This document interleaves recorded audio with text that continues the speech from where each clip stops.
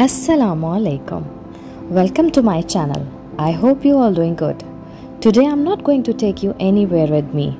In fact, I want to speak on an important issue, so I thought why I shouldn't speak in our mother tongue so anybody can understand me who have language issues. So जी हाँ, चूँकि मेरी videos मेरे बच्चों के छोटे छोटे vlogs की सूरत में हैं, सो मैंने सोचा क्यों ना बच्चों पर ही बात की जाए ताकि कुछ माँ बाप मेरी बातों से इन्फ्लुएंस हो जाएं और इनकी परवरिश में कोई नया तर्ज अमल इख्तियार करें। सो आज जिस टॉपिक में मैं बात करना चाहती हूँ वो है तफरीह। जी हाँ, बच्चों के लिए ये भी ऐसे ही ज़रूरी है जैसे बड़ों के लिए।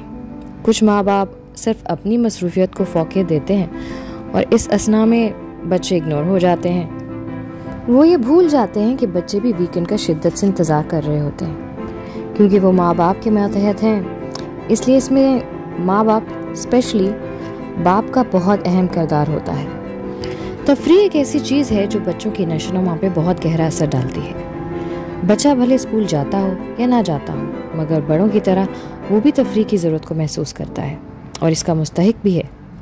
पेरेंटिंग के असूलों में से एक असूल ये भी है कि बच्चों को उनके हक़ से महरूम ना किया जाए, क्योंकि अक्सर वालिदैन ये सोचते हैं कि पूरा हफ्ता काम करने के बाद बाबा का एक ही दिन तो आराम का होता है, और वो ये भूल जाते हैं कि वो बच्चे जो पूरा हफ्ता वीकेंड का इंतज़ार करते रहते हैं कि हम अपने अम्मा अब्बा के साथ बाहर घूमने के लिए जाएंगे, वो वहीं अफसरदा हो जाते हैं। और मज़े की बात ये है कि बच्चा है ना, कुछ ही टाइम के बाद वो भूल भी जाता है, मगर बच्चे के लाशऊर से ये चीज़ कभी फरामोश नहीं होती कि बचपन में उनके माँ बाप ने इस हवाले से कितना वक्त दिया और कितने तफरीह के मौक़े फ़राहम किए।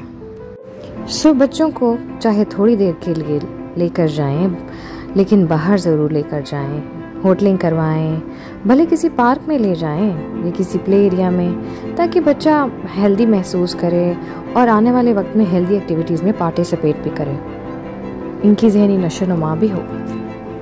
माँ बाप ये नहीं जानते कि बड़ों की तरह बच्चे भी डिप्रेशन का शिकार हो सकते हैं, और बच्चों का डिप्रेशन निकालना एक बहुत बड़ा काम है। इसी में तो माँ बाप का अहम किरदार है कि वो अपने बच्चे को डिप्रेशन का शिकार ना होने दें और तमाम हेल्दी एक्टिविटीज़ उसको फराहम की जाएं। इससे बच्चों में कॉन्फिडेंस भी पैदा होता है। जो बच्चे घर में रहते हैं और उनके माँ बाप उनको यह मौक़े फ़राहम नहीं करते, वो किसी और ही मिजाज के मालिक हो जाते हैं। तन्हा रहना ज़्यादा पसंद करते हैं, ज़्यादा लोगों में बैठना पसंद नहीं करते, बहन भाइयों के होते हुए भी उनके साथ नहीं खेलते। साथ ही साथ मैं इस पहलू को भी उजागर करना चाहूँगी कि जॉइंट फैमिली सिस्टम के बच्चों की तफरीह कुछ हद तक उन्हें घर से ही मिल जाती है। चूँकि चचा ताया सब साथ में रहते हैं, तो बच्चे अपने कज़न्स को भी इंजॉय कर लेते हैं, एक साथ खेलते कूदते हैं, एक साथ पढ़ते हैं, लड़ते झगड़ते हैं, और इसी से उन्हें बहुत कुछ सीखने को भी मिल जाता है। इसके बरक्स सेपरेट फैमिली सिस्टम के बच्चे ज़रा और तरह की तबीयत के मालिक होते हैं। उन्हें अपने वालिदैन से ज़्यादा एक्सपेक्टेशंस होती हैं। वो किसी न किसी मोमेंट में कोई एक्टिविटी डिस्कवर करना चाहते हैं जिनमें उन्हें अपने पेरेंट्स की हेल्प की बहुत ज़रूरत होती है। कुछ बच्चे एक्सप्रेस कर देते हैं और कुछ के माँ बाप को समझना पड़ता है कि हमारे बच्चे को इस वक्त क्या चाहिए। सो इस तफरीह में ये भी शामिल है कि बच्चों को घर में भी बिज़ी किया जाए। अगर किसी वजह से पेरेंट्स बच्चों को बाहर घुमाने नहीं ले जा सकते, तो उन्हें घर में किसी एक्टिविटी में बिज़ी किया जाए और वो खुद अपने बच्चों के साथ खेलें, क्योंकि बच्चों के लिए माँ बाप को भी बच्चा बन जाना चाहिए। इससे माँ बाप और बच्चों में दोस्ती बढ़ जाती है और वो ज़्यादा एक्सप्रेसिव हो जाते हैं। इसका मतलब ये हरगिज़ नहीं कि जॉइंट फैमिली सिस्टम में रहने वाले बच्चों को बाहर घूमने की ज़रूरत नहीं, बस उनको फ़ायदा ये हो जाता है कि घर में ही कोई ना कोई खेल में बिज़ी हो जाते हैं। लेकिन उनके पेरेंट्स को भी चाहिए कि बच्चों को अपनी मौजूदगी में बाहर की सैर करवाई जाए। मज़े की बात यह है कि नानी का घर भी इसमें बहुत अहम किरदार अदा करता है। जिनकी नानी नाना हयात हैं, उनकी तो मौज है, क्योंकि ये भी तफरीह का एक बहुत बड़ा पहलू है, जिसकी वजह से बच्चे की शख्सियत में गहरा असर पड़ता है। वो रिश्तों की कदर करना सीखता है, बुज़ुर्गों के लिए अदब एहतराम जैसे दादी दादा के लिए पैदा होते ही सीख लेता है, ऐसे ही नानी नाना के लिए भी। और फिर जाहिर है वहाँ भी मामूज़ात कज़न्स के साथ खेल कूद सकते हैं। इससे अच्छा माइंड फ्रेश हो जाता है। इस टॉपिक पे बोलने के लिए तो बहुत कुछ है, शायद पूरा दिन निकल जाए, मगर बातें ख़त्म नहीं हों।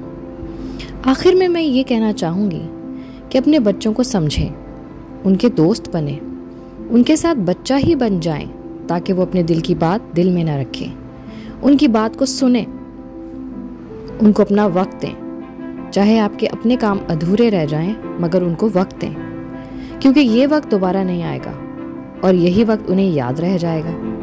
कुछ ऐसा कह लें कि ये दिया हुआ वक्त आपके बच्चे को पुरएतमाद बना देगा और एक वक्त आएगा कि वो अपनी तफरीह खुद ही ढूंढ लेगा। फिर चाहे आप तफरीह के मौक़ों को कम कर दें, बच्चा फिर कभी डिप्रेशन का शिकार नहीं होगा। अगर आप मेरी बातों से मुत्तफिक हैं तो कमेंट सेक्शन में अपनी राय का इजहार ज़रूर कीजिएगा ताकि मेरी हौसला अफजाई हो। So I hope you like my today's video. If yes, please share my video, do comment and don't forget to subscribe my channel. Thank you.